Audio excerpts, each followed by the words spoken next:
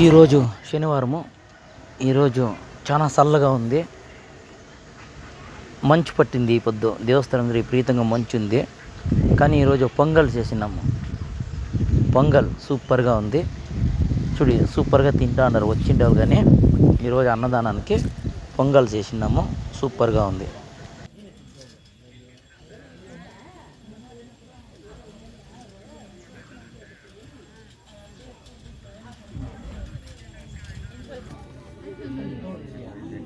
ಇರಬೇಕು ನೋಡಿ ಸರ್ ಡಬ್ಬದಲ್ಲಿ.